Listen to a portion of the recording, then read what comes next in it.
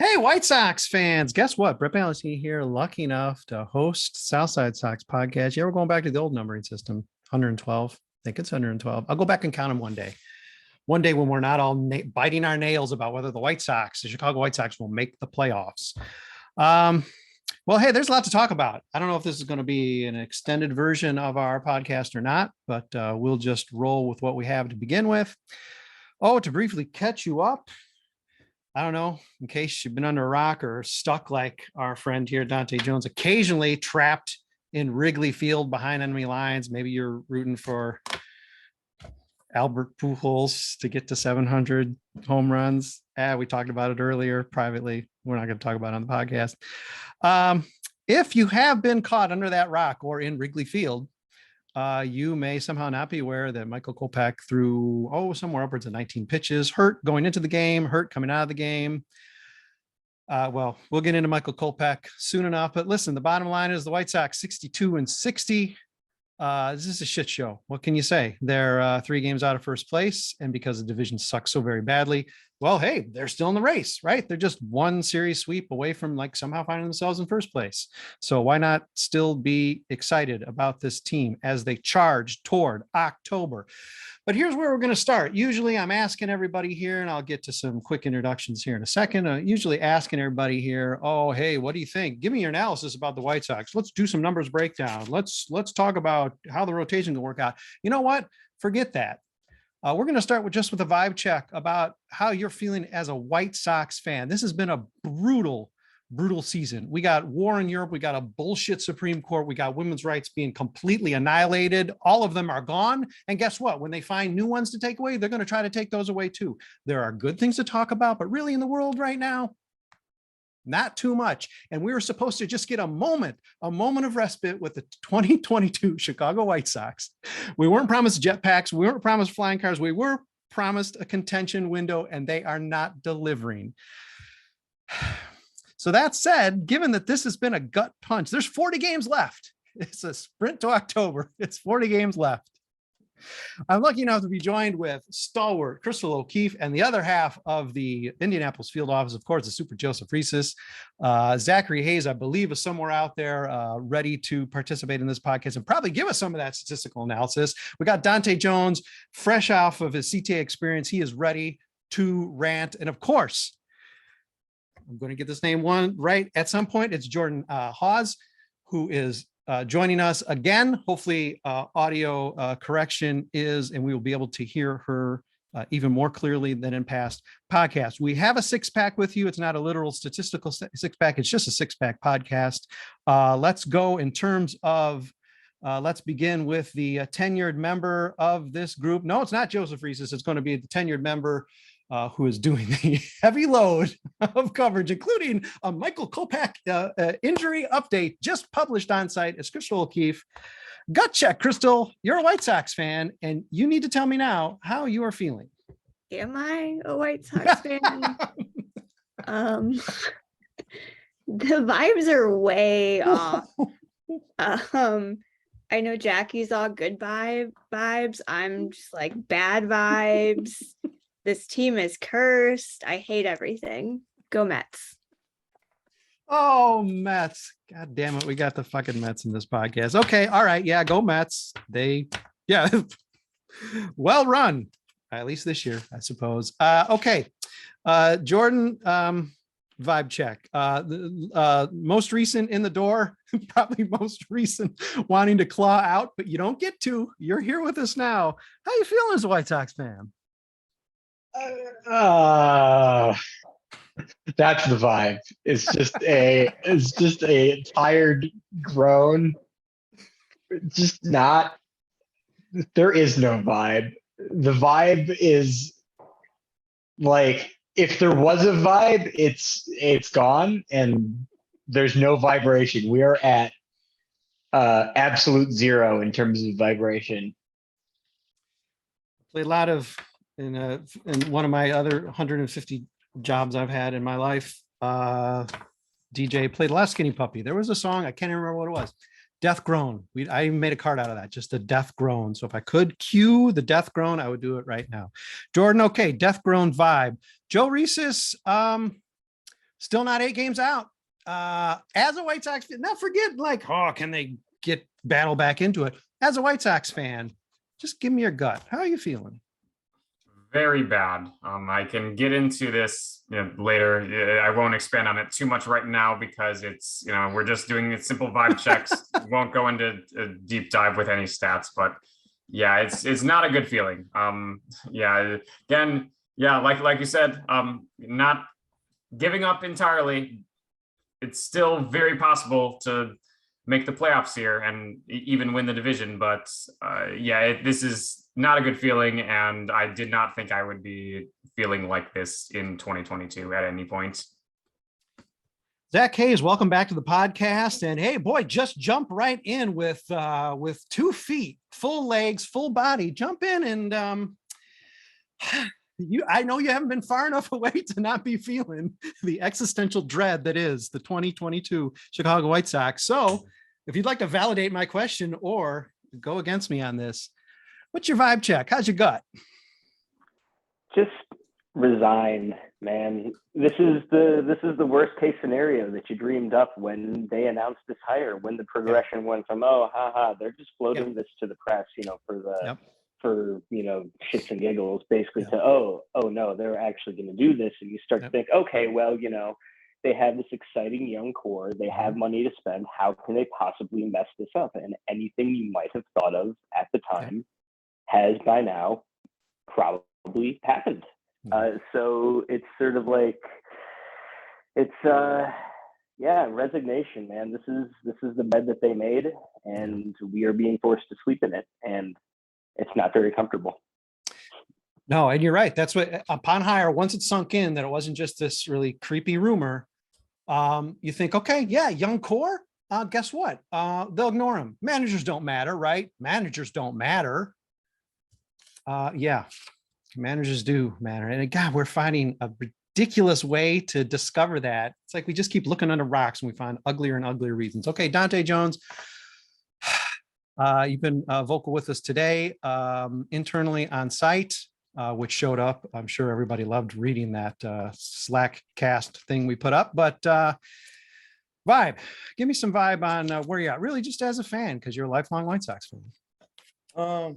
Man, this team makes it difficult. Like, I was at Bears podcast recording the other day, and I asked the question to the hosts who are also White Sox fans and asked, so how do I get people to understand that this season is dead? And then we come to today, and Jesus fucking Christ. It's deader. Jesus Christ, I didn't think it'd get this much worse. Like, Kopech was running into an innings limit either way, but now you just kind of like, it almost feels like you have to shut him down. Also, last time I was on this pod, I said, if they show me something against the Astros, I might stay committed. They spent 2 days showing me something against the Astros, and then they spent 2 days showing me something against the Astros. So the vibes are not particularly high, to say the least. Yeah, hey, listen, they ended up going 11-8 during that stretch. We had said 12-7. That was such a high bar for them, and they came within 1 game of that by sweeping Detroit. And it still just feels like crap. It just feels like we're all sick. It's just a virus. It's a White Sox pandemic that will not end. All right, well, let's jump. Hell with it. Let's take a break, because who knows? We'll just keep ranting and ranting. We don't know how long this is go. It could be short, because this is just, I don't know if this is a wake. It's not a funeral. Of course, not a funeral yet. That's Soxivus time. We'll get to that soon enough. Let's take a quick break. We'll get back. We'll talk a little bit about what happened today or yesterday with Michael Kopech and the Chicago White Sox team. Please stick with us. Congratulations on the courage to all of you listeners, readers, even viewers. You stuck with us for what is the second half, or the extended second half of this podcast, as we now launch into what happened in the Chicago White Sox game, makeup game in Kansas City. Should be one to pick up a win. Not easy to do. They're jumping all over the place, a 1 day in, 1 day out, while Kansas City just sitting at home, all comfortable. White Sox still got to come in and win a game like that. They don't.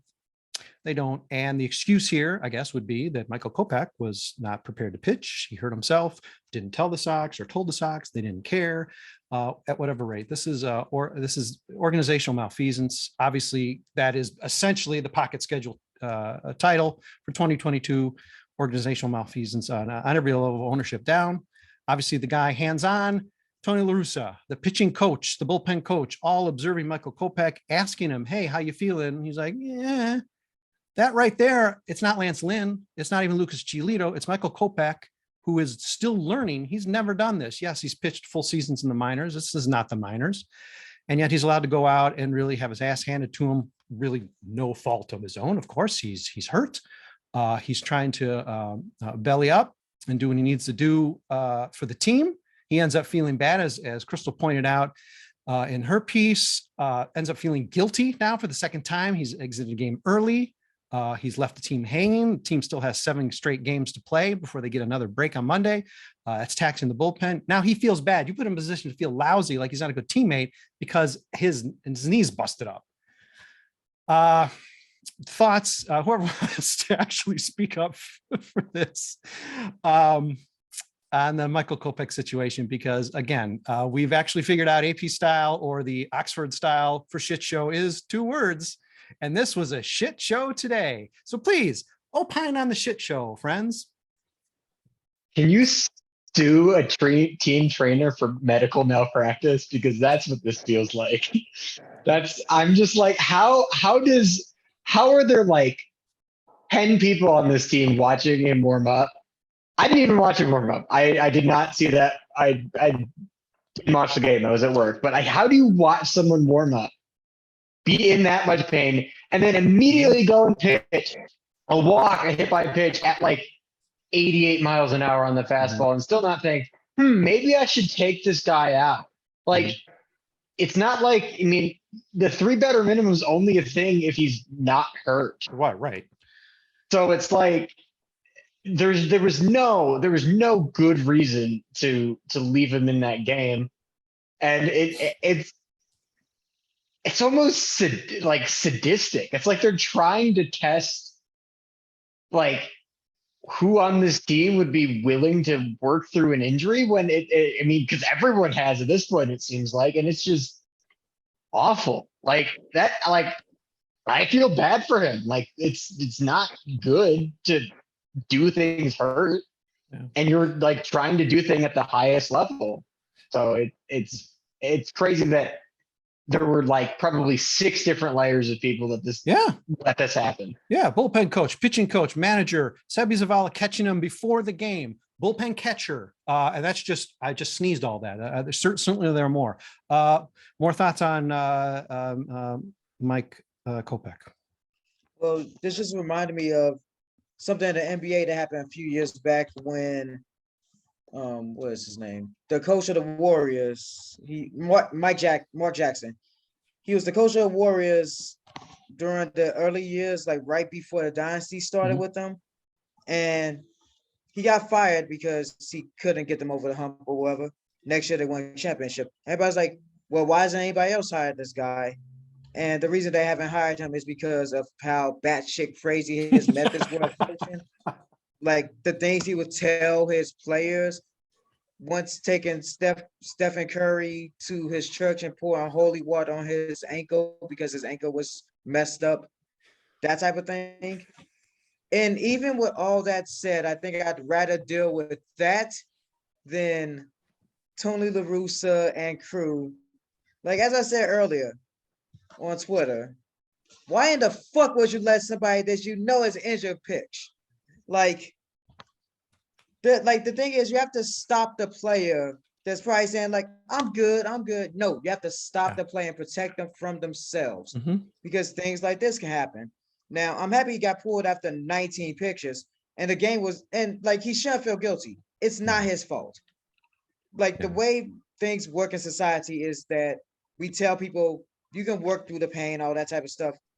And that's a thing that, especially in a super manly, men-driven world like baseball, there's at least 5-6 of them dudes just saying, "Oh, it ain't nothing. It's just a little discomfort. You good? But no, that's when a manager that's a good manager steps in and says, you're not going on the mound today. You cannot pitch today. Mhm. That's when a good teammate says, nah, you're doing a pen session. You're not looking good. That Yeah. being said, I don't really have blame for Sebi because he doesn't make that decision. No, He of might have course. even told him he doesn't look good today. Right.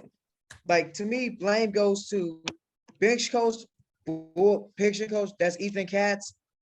I forget who the bench coach is because at this point, I don't It's care. Miggy Cairo, but yeah, you know what? We don't. Oh, yes, he may not Cairo, right. exist. He may not exist. I don't know if he He actually might not. exists in the White But Sox yeah, world. like it's reminding, like it's so insane that you would let somebody that's obviously hurt pitch.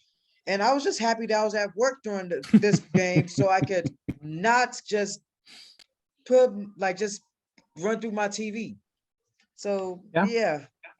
Bonus points, Dante, for bringing it full circle and mentioning the holy water sprinkle, because that really seems like a United States Supreme Court sort of thing. So bonus points there, leading off second half with more voodoo. Okay, speaking of voodoo, other thoughts on Michael Kopech and what happened today, because it was really, really, really, really not good. I mentioned it earlier that I just wish ill will on all of these trainers and management and all that at this point, because you can't play injured. You could be the best player on that team and you can't play injured. And I mentioned in the article I wrote earlier, like, you're going to ruin these careers. Michael Kopech is so unbelievably talented, and that organization is ruining him. Yasmani Grandal was very talented, lost all of his power this year because he keeps playing injured. And they're just ruining these players. And I'm really, really pissed because Michael Kopech is my guy. Yeah. And they're going to destroy him before I get a chance to like fully enjoy him pitch an entire season. You got 110 innings, Chrystal. Geez, what are you complaining about? My God, knowing what we know now, he's lucky he survived into triple figures. Zach, I want to put you in here as a guy who's pitched at a competitive level as well. I mean, this is something, especially a young guy. I mean, everybody wants to play through this, but between the observation, the fact that he even admitted he was sort of like stop and start with how he was feeling. Somebody, I mean, it's not even necessarily just Tony here, but somebody has to intervene and at least have a little longer talk. I know the game is starting, but something has to happen here where you don't end up throwing this guy out on the mound to, potentially, really, not to be too dramatic, risk his career. Yeah, it's incredibly irresponsible of the team. And it's pretty poetic and fitting. Poetic's maybe the wrong word, but fitting at least that it happened, a day after Joe McEwen pretty much gets what everyone believes. They're coming every day now. Rondell's knee blown out. Yeah. And it's not like it was an isolated thing. It's part of a pattern. It's part of a very, very large pattern that seems to go from the training staff through the minor leagues up through the coaching, through the decision making on things like that, where of course the player wants to play. They are players. That's what they do. You're the adult in the room, so to speak. And there are people that are saying, well, what about Ethan Katz? What about Miguel Cairo? What about everyone else there? And so at the end of the day, buck stops with the manager. He makes the decisions. The fact that you're calling yourself a Hall of Fame baseball man and you're letting a 24-year-old, 25-year-old pitch injured because reasons. Honestly, I didn't watch the post-game presser. I'm not sure if he had any substantive explanation for it, but it's part of. Well, I think It's part of a larger pattern, and it really does these players a disservice. I think Chrystal was spot on. It's really, I'm disappointed for the players. I'm sad for them in some ways. I think it's irresponsible, and the organization needs to be condemned for it. They're taking a very good group of ball players and putting them in positions to be hurt and altering their careers, and that's a really shitty thing to watch as a fan. Joe, Kopech specific or not, I know you had some numbers or just thoughts on that situation before we move on to our next topic, which I'm sure will be much more thrilling, exciting, and joyful than what we're talking about right now. Regarding Kopech's situation specifically, obviously very disappointing to see just so many layers of security, so to speak, fail to get him out of the game before any sort of serious damage was done, or really just should have been able to do that, before the first pitch, ideally. But yeah, it was just this is kind of I guess a type of failure that you really can't afford to have. It's completely avoidable. People are going to make mistakes from time to time, but yeah, this one was like a type of mistake that I feel like is less excusable than most of the ones that we've seen this year. And it certainly wasn't. And the game was pretty much, even though they rallied and came back, like they were put in a deep hole like right away as a result of it. So it was almost like instant karma for having him start out that first inning. So yeah, just very, very bad moment there. So we've been sort of nibbling at it, and of course, Tony La Russa is the elephant, or insert here. Don't want to insult elephants in the room. Obviously, management is really centered around him.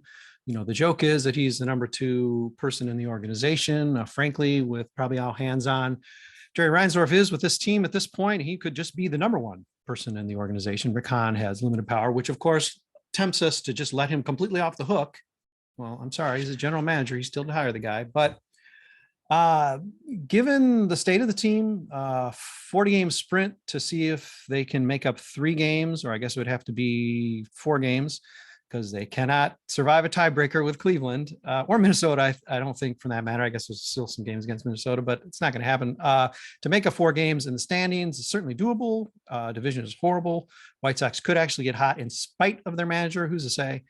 But the clouds are gathering. Again, we were promised nothing too fancy, but at least a competitive team, which it is not. So we've been disappointed there. And, not to get ahead of ourselves, because we have all off season or even the rest of this season to discuss all the horrors that will befall us as fans if this team really does actually fail to make the playoffs. Fail to do anything in the playoffs. And again, that's increasingly likely, but there's still hope. The magic number is not 0 for Cleveland. But not to just repeat the vibe check, but this starts and ends with Tony La Russa. He pushes back in press conferences. He admits no fault. And here's the problem.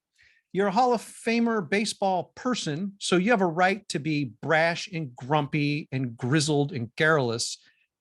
If you're not making stupid fucking rookie errors, which Tony La Russa is doing. So really, you got to pick a lane here.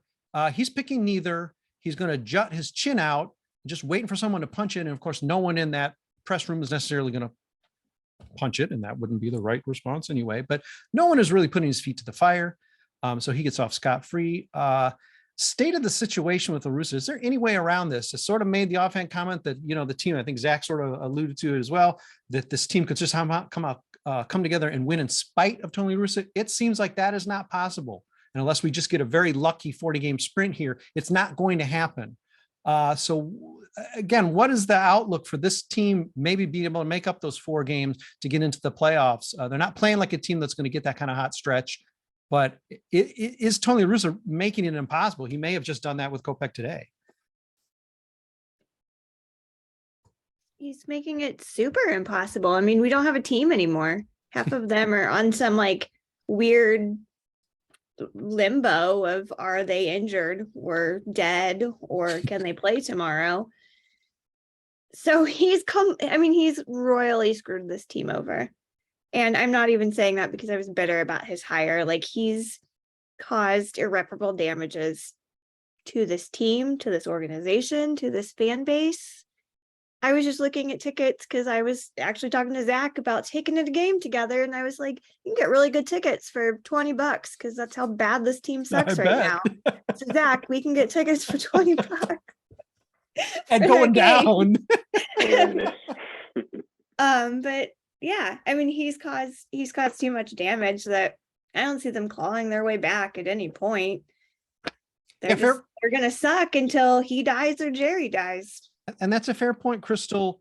A year ago, we all were, I'll speak to people who weren't even here with us yet. We were all unhappy about the hire, but hey, you win 93 games, you got to at least say, okay, well, they won 93 in spite of him. He did something. He stayed out of the way. I think that was a big thing. He sort of stayed out of the way. And there's all those weird storylines about like him and, Tim Anderson rooming together and he and Giolito went out, drinking non-alcoholic beers or whatever. I mean, all these weird team fueled storylines about like how great Tony Russa was. Okay. But we weren't burying him.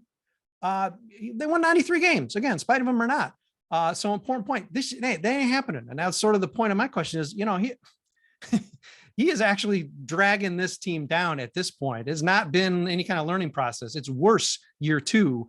Anyone see any reason for hope or any break in the clouds? Crazier things have happened than a team like the White Sox, who have been a middle of the pack team all year for the most part, going on a bbig run down the stretch. But it's mighty tough to see at this point. It would take quite the resurgence. I mean, it's largely a team that's struggling to put up any kind of serious runs, even when they have a double-digit hit total. I mean, during the broadcast today when they fell behind 5-4, Benetti had talked about when was the last time the White Sox scored more than 5 runs in a game. And I could expand on that a little here. Like in August, they've scored 6 or more 3 times in 21 games, and by contrast, they've scored less than 3 9 times in 21 games. Even when they're getting hits, they're not typically doing it in a fun way, really. And I don't know if there's any buttons that Tony can press, but whatever is going on in the dugouts, at least for players not named, with the odd, good game here and there, with the exception of Jose Abreu, and then on the pitching side, Johnny Cueto and Dylan Cease. There's just not a ton that is exciting to watch right now. And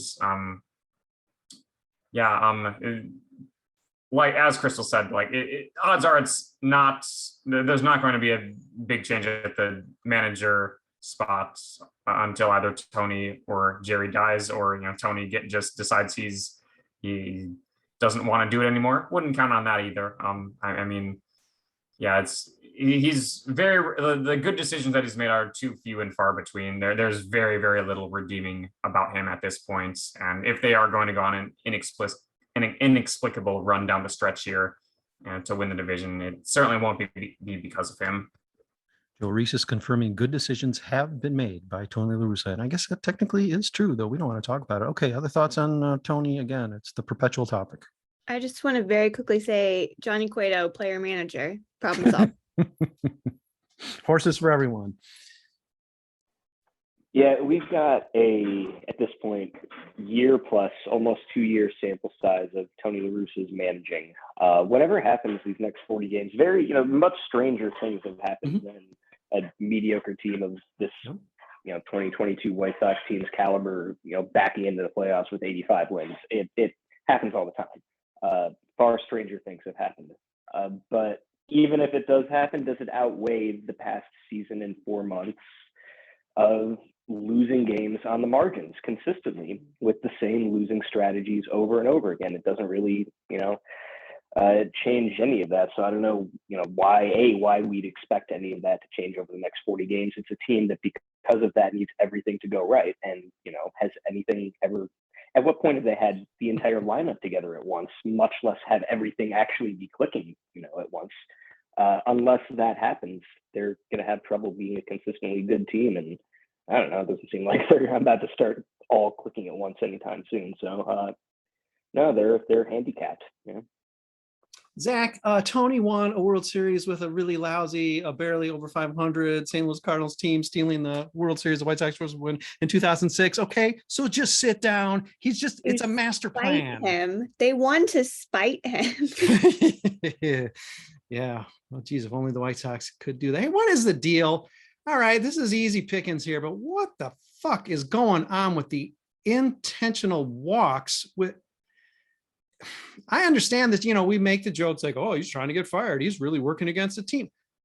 This is, if nothing else, a normal human being, a human would say, you know what? I caught some real flack. Maybe in retrospect, it didn't turn out to be a smart. I actually don't really understand what I was doing. I looked over all the chess moves I made, and boy, that actually was a turkey. I shouldn't do that again. And man, it's like a month later, and he does the same thing again. What is going on with that? Like, what is with the belligerent? He's asleep in the dugout, and then whenever actually expected to maybe answer for any of his decisions, he's just he's sort of an ugly person. This feels like a movie, the way that you've described it. Like it doesn't even feel real. Like it sounds even like it's everything you've said is entirely true. Like I have no issues with it, but the way you describe it, it's like it shouldn't be happening in real life Major League Baseball. I didn't get obviously the second and 1-2 intentional walk. I was unironically, like the game was, they were down 5-2 in the bottom of the seventh. I mean, they had scored 2 in the first inning and then they did nothing after that. The game, they were unlikely to win that game regardless of how that played out. But I wanted karma. I wanted the decision to instantly look at as dumb as possible. And I had a micro bet that the White Sox would either win that game or lose by less than 4. I had 9 cents riding on it, and I was still cheering against my 9-cent bet. That's how you know how serious I am. Like I cared more about Tony looking stupid than I cared about 9 pennies. It didn't make sense, and I don't like how he justified it, although I wasn't surprised because he justified the first one as well.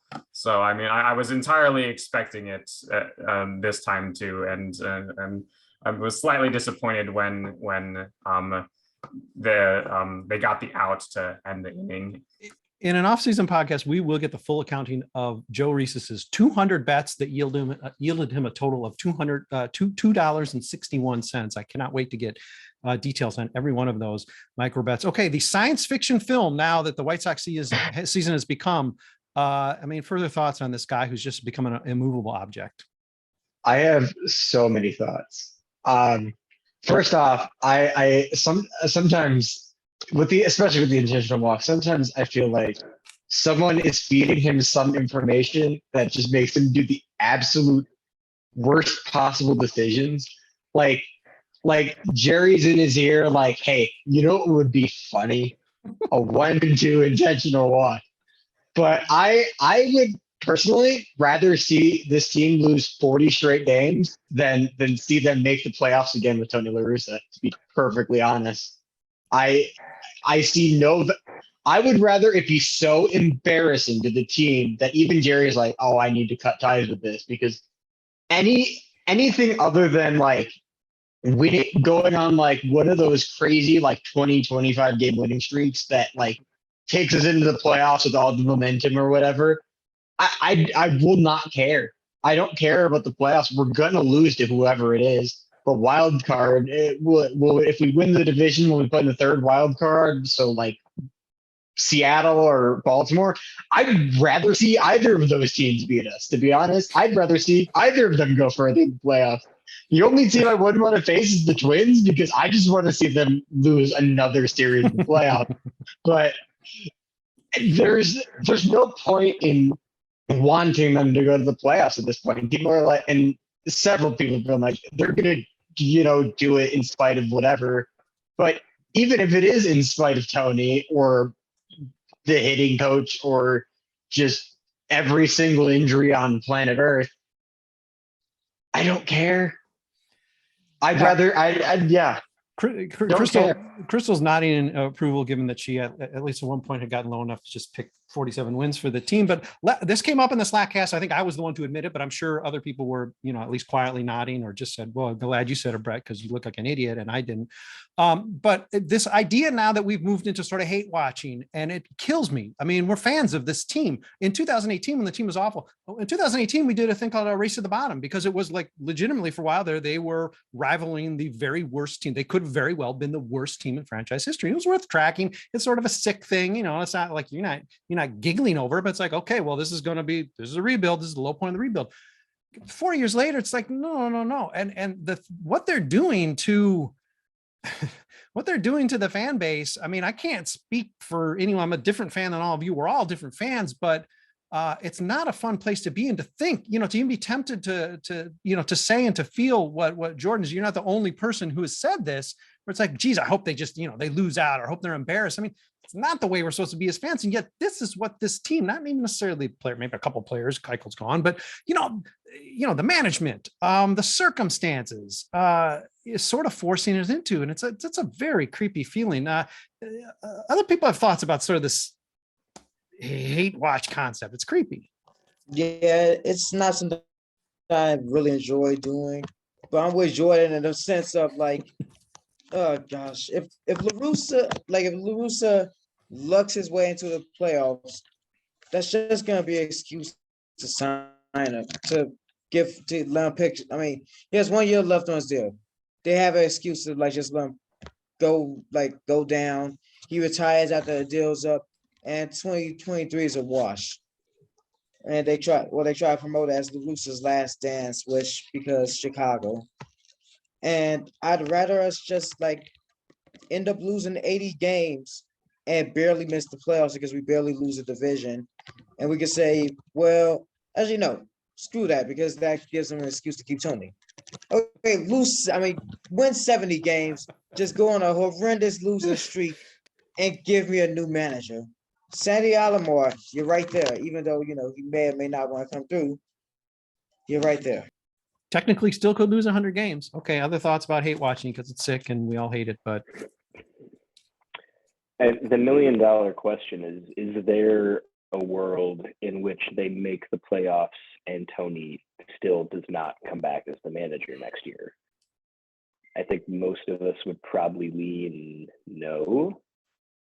So we're kind of forced to, pick one half of the baby, Do we want to actively cheer for our team to lose? No, nobody really wants that. But if it means not having to watch Tony manage the team next year, then I think if those are the two options you have, that's what it is. Then yeah, I'll take 40 games of not winning and try to reboot it next year over, again, the world where they back in at 85 games and get swept, and we run it all back next year. Yeah, we've battled this all year with the LaRussa apologist. I mean, even that intentional walks, well, see, it worked. I mean, that's a little tiny thing, and this is a much broader concept. But yeah, they make the playoffs. They do anything in the playoffs. They even make a run for the playoffs. They have an even winning record. Dante's onto something. I mean, you do. I mean, maybe this is just taking one for the team, and it's like 2 steps back to just get a little bit forward, while there might still be a window, which again, that's going to be a topic for many other podcasts in the future, because wow, that window may be, well, it's certainly very dirty right now. Hate watching, Chrystal, 47 wins. You got a little bit brighter on it there for a while, but you've been all over the place, and now okay, go Mets, oh Lord. But I mean, this is not fun. This is not what you came over to the White Sox for. This is not what was promised you as a White Sox fan. I would like to just go ahead and blame my husband tonight for bringing me on to this bullshit. And then saying, oh, Chrystal, you're such a great writer. You should write about the things that you love the most, like baseball. You should do that. And you should do that for South Side Sox and the 87 other sites you write for.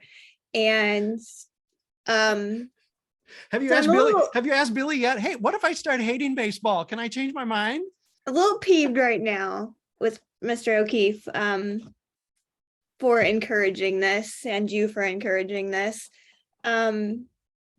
because I think at least once a week I go into Slack and say, I fucking quit. Like, I hate this team. I'm done. And then I go buy tickets. Yeah, right. the Yeah, next you and Zach week. talk. No, but I mean, I just hope that they pull like all of these podcast clips when they do the World Series documentary this year, and Tony gets named manager of the year for his excellent managerial decisions, like having people play hurt and walking on unfavorable counts. And they're going to make great snippets for like, we're going to be the haters in the World Series. Look, listen, God bless you, White Sox. You've given me work. You got me into writing, but like I'm not gonna shit too hard on the White Sox. But listen, here's the thing, man. That's exactly something they would do, Chrystal. That is exactly something they would do. They pick the 1 in 100 things as negative. Now, granted, the percentage is much higher these days. Pick the 1 in 100 negative, and they're going to ding me for that. I've gotten those messages. I don't hear anything about, man, great piece, great historical features, great this, great that. Oh, man, that Zach Hayes analysis was kick ass. No, I don't get anything. Oh, great minors analysis. Man, you guys are really digging into it. Well, how many people you got on staff? Oh, my God, this is terrific. No, we don't get that. Oh, that's absolutely right. It's going to be a special montage. Like just a bunch of like disembodied voices, some female, some women, some men, some unidentified. It's just going to be it's going to happen. So let's just not have it happen. Can't wait. Please, they're going to be like, Chrystal was the biggest hater, and she made so much money off of hate pieces at the end of the season. Biggest hater in 2022. It'll be like the Lucas Giolito, Chrystal O'Keefe, biggest hater in 2022. Yeah, we just got a comment when we put the second to last shirt. Man, shout out Adrian Serrano, terrific pride shirt that kicked ass. Put that up today, but even the Cueto one was fabulous. I put that up, got somebody commenting like, oh man, everybody complains about the team, but no, you're going to make money off of that. I said, profit. Yep. I got bills to pay. White Sox keep sucking so I can keep writing. You're right. Ding, ding, ding, ding, ding, ding, ding, ding, ding. The money's just rolling in. We just love this. Look, we're laughing. It's so much fun to talk about a team that technically can still lose 100 games, the Dante Jones method. Hey, let's talk about the season a little bit. Do we want to do that? What's going to happen? Referring to my stupid prediction, the Sox are still the only team playing below worse than pace, that, just a reasonable pace I predicted. Cleveland's still ahead of pace. Minnesota's right about where they should be, maybe a game ahead. I don't know what they're doing tonight when we're talking, but so they're already out of the gate. Not great. They can still make that up, as we know. Does this team have it? I mean, the rotation's rough. The hitting is, we detail it every podcast. Do the White Sox have this kick? Joe says, you never know. Crazy things have happened. Zach seems to acknowledge that mathematically it's technically possible, even though he's also crossing his fingers that maybe perhaps, everything does just go up in flames. What is the likelihood how about, let me frame it this way. Are the White Sox going to be in this to the end? Are we going to see them falling out, say, even mid-September? Are they going to be in this to the end? They're going to win the World Series, and Tony La Russa is going to be named lifetime coach of the White Sox. It'll be corpse coaching. Excellent clip for the World Series DVD. Very well done and very clever, Chrystal. Thoughts? Are they going to? Granted, they almost have to make it. It's very challenging. Cleveland ain't great. Minnesota's very confused. The White Sox, Lord knows, are extremely confused. So I can just see this clown car just like veering and crashing into walls and turning over and flipping down and get set on fire until the very end. Do we think the White Sox actually have it in them to somehow stick in near the clown car, to stay within, let's say, 5 going into the last week? Yeah, but I'm not going to like it. It's going to be close because everyone sucks in this division. And the problem is we're gonna get those little pockets of hope. We're gonna get those little pockets of like, oh, this team actually looks good, and then they lose to Kansas City for 3 games, or they lose 25 to the Astros. It's like it's an emotional roller coaster, but it's like that roller coaster that was like designed to euthanize you. It's just like it's a roller coaster designed to make you no longer like Sox fan, because it's just so painful to be like, things are looking on the up and up. They took 2 games from the Astros, and then even 3 of the games were really close, and the last one was a terrible, terrible blowout.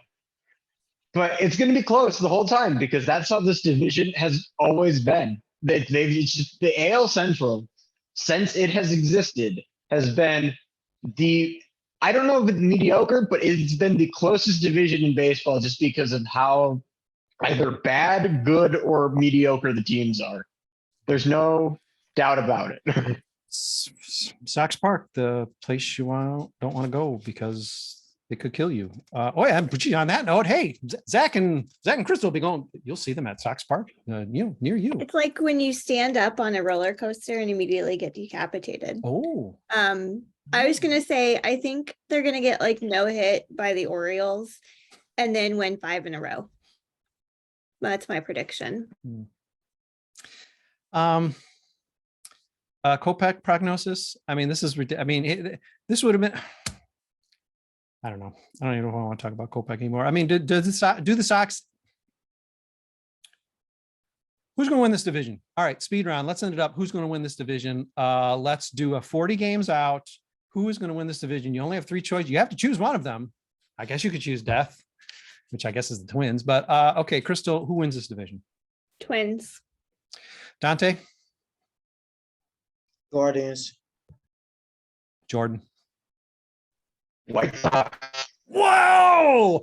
Joe Resis. I'm going with the Twins, unfortunately. Really hope I'm wrong. Zach, you could be a tiebreaker here. I don't know if I'm even going to vote because I'm just the motor mouth. Zach? The real winner is whichever wild card team draws the AL Central winner, which I personally think is going to be the Cleveland Guardians. Actually, it's the friends we've made along the way. Oh, God, Lord. Yeah, it's every single one of these podcasts. Okay, well, Cleveland ties with 2, Minnesota ties with 2. No, I'd say Cleveland. I'm going to break the tie. I think it's going to be Cleveland. I don't like it. I'm not happy about that, but yeah, Jordan ain't gonna be the White Sox. But hey, listen, you get to the crow to everyone when you say, you know what, 40 games out, I predicted this was going to happen when nobody had any hope. I was willing to go to Sox Park and be decapitated and have my hopes crushed by this nasty, nasty team and their ghoulish, sleepy manager who's very angry too. Thankfully, I'm 1,000 miles away, and that stadium could not decapitate me from here. Safe, yes, that does keep you technically safe. And the White Sox will probably not be, despite the fact that you've shown faith in them, probably not be extending you a complimentary ticket and trip in. But who knows? Keep us posted. Okay, well, Zach and Chrystal, keep us posted on all your delightful play dates at Sox Park. I'm sure it's going to be very, very fun because chances are you will not see a win based on how they played at home. We'll see you at the in the contention window. Yes, they may, who knows, the prices may go, the demand prices may take it down to something where maybe they're paying you to go. I don't know if it works that way, paying you to go. So, I mean, at that point, hey, come on, go get some elote, come on. All right, well, I guess we dragged on long enough. This pain, it's sort of like going to the doctor and the dentist and to awake, I don't know, all at once. So thank you for spending so much time with us here at the Wake with us. No wake yet. White Sox still alive. They're just 3 games out. Just in a matter of days, they could be in first place and we'd have a whole different podcast, I'm sure. And the White Sox will take a whole bunch of different clips for their World Series DVD. And remember, it's Chrystal O'Keefe. There's an apostrophe in there, Chrystal O'Keefe. Hello to shout out to Billy. Keep fueling Chrystal. We need her here with us. I don't care if she wants to resign once a week. I told him I need a vacation after this season. And you are going to deliver. I'm leaving forever somewhere on vacation. Fair enough. Okay, well, thanks everybody for, I don't know, sometimes you're watching, usually listening, reading. Without you, we're not here. We're going to keep providing coverage, whether you like it or not. It's going to be here. And, listen, you can't really argue with the price. It's close to prices on StubHub for White Sox tickets. And that is a free promotion for you, StubHub. Hey, thanks for listening, everybody. Thanks. Chrystal, Joe, Zach, Jordan, Dante, appreciate you sticking this out with me. And hey, guess what? we could have another one of these in just a matter of days. Please don't hesitate to come back and join us. Thanks everybody for listening, and we'll be back with you, I don't know, sooner or later. Russa's going to do something insane next game. We'll be talking to you again soon. We don't want to do it.